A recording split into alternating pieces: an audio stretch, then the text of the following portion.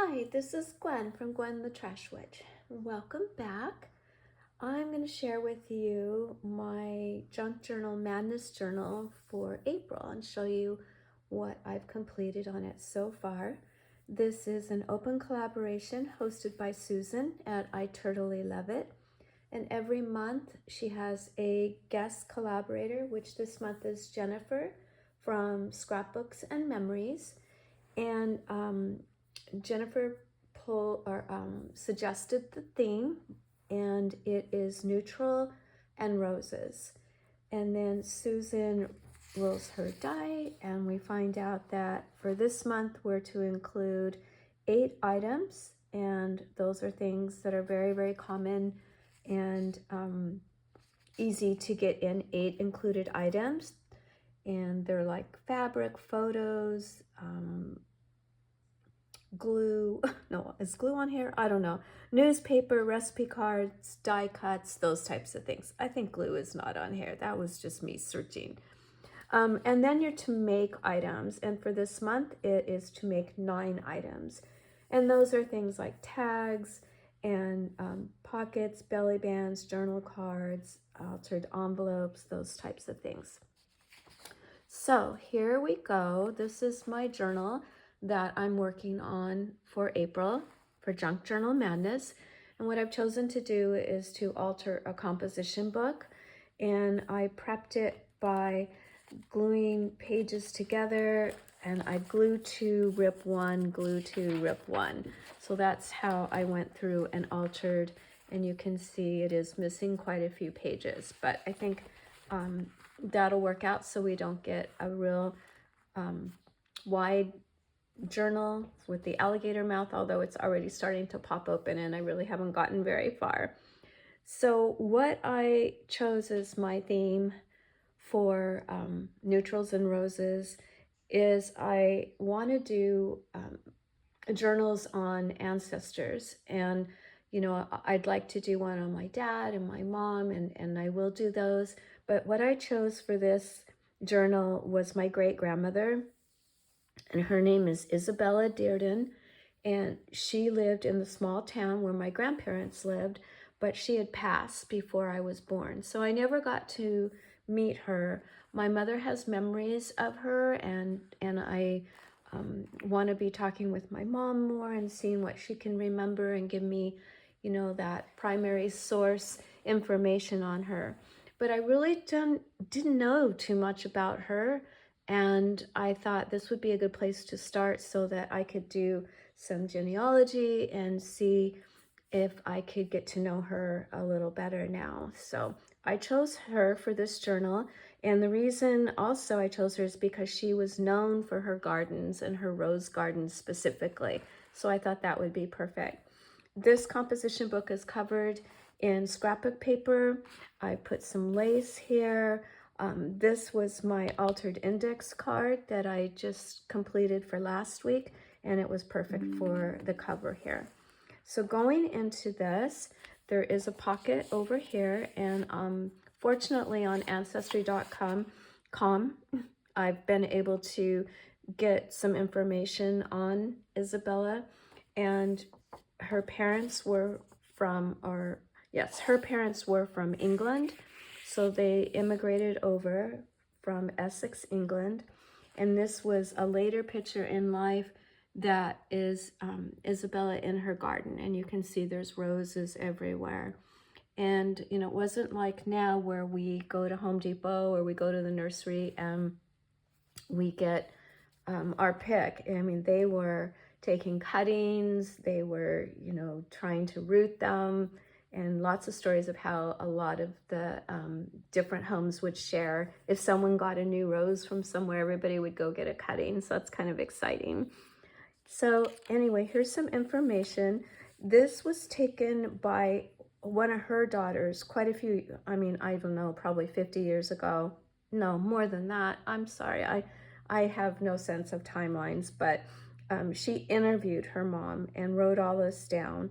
And it says that she was the 5th of 12 children and that her family was from England. And she was born, I don't know know if that's right. So we're not going to say that because I don't know. But I have a little flip out here with some information. And I put some lace here. And then we have this page. This was her at 14 years old. And here I have an altered envelope. And it has a little pretty window. And I've got a card in there. There's her dates of birth, 1874 to 1949. And then I have this wonderful piece of information that was available on Ancestry.com. What I thought was interesting here is she didn't know her name was Isabella because she was usually called Belle. And when she recently obtained a birth certificate, she learned her name was Isabella. And I also found in research that, you know, different sources will have different spellings and different names almost. So it also says at the age of 14, she began working, and she had saved enough money to buy a new dress. And then her mother became ill, and she gave her father the money to buy medication for her mother. So yeah, a hard life for sure. So there she is, again, scrapbook paper and lace.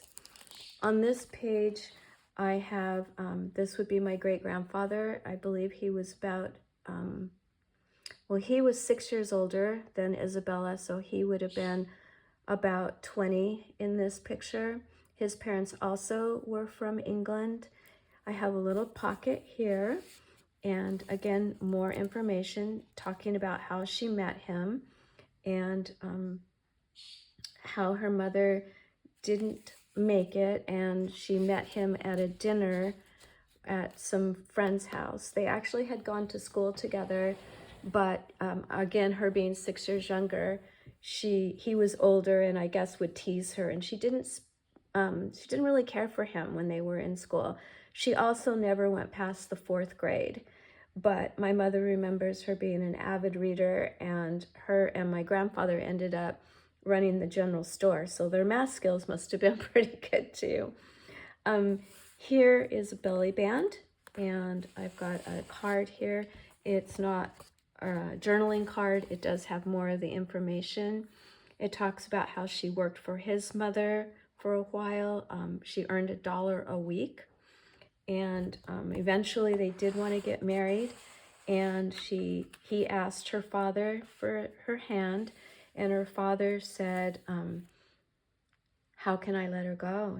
She takes care of all these children. Remember, she was one of 12. So, and being one of the oldest, he didn't know how he was going to get on without her. But he did give his blessing, and they were married. And in this page, I have this little card with more information about them getting married. They were married in Fillmore, Utah. I made a little cluster here. This cluster is inspired by Joni at Not So Fast. If you saw me opening her wonderful Happy Mail, her gifts, she had a cluster. So I'm like, oh, I want to try one of those. So I did a little cluster. And then this page is a flip out. And this shows, this was their first home that they lived in Fillmore, Utah. And this was actually my great-grandfather's family home. So they moved into that. His mother had already, or no, his father had already passed. So they did eventually, no, they only lived in that house for a couple of years. Sorry. This is all really new to me. I have this little tuck spot here. Well, it's not a tuck spot, it's a fold out with more information talking about how they moved into the house, the family home. And after she would take care of her responsibilities there, she would go over to her father's house and take care of the kids and make sure he had breakfast and things. So she did not have an easy time of it. Eventually, a lot of her younger siblings ended up moving in with them. And here I have a little kind of collage page with a pocket. And I wanted to put hearts on this page because this was the page where it talks about them getting married. And then over here, I have a little side pocket and a card. And this could be a journaling card. I left this open in case my mother can fill in some information. Of course, my mother wouldn't have been born during this time yet. But yeah, so this is as far as I've gotten.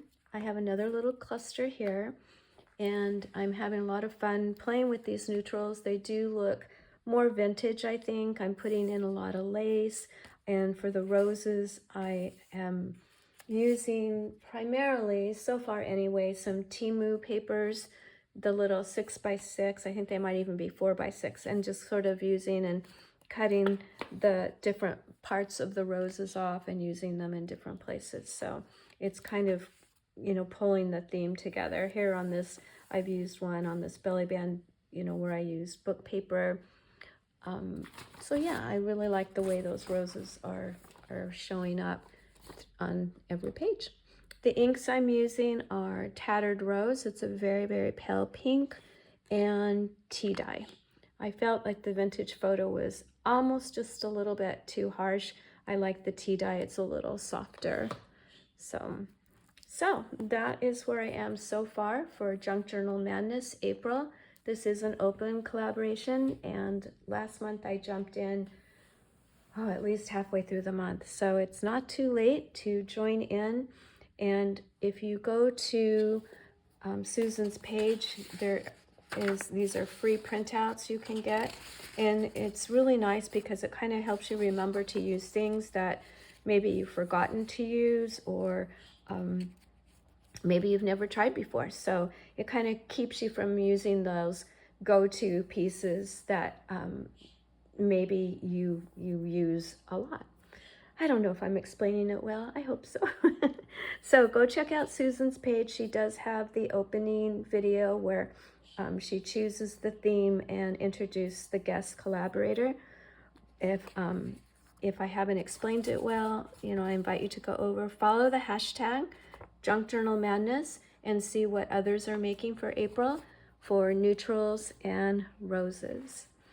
All right, thank you so much, everyone, for sharing my new journal with me. I'll probably be adding to this, showing you more pages next week. And yeah, I appreciate your time. As always, have a wonderful weekend coming up.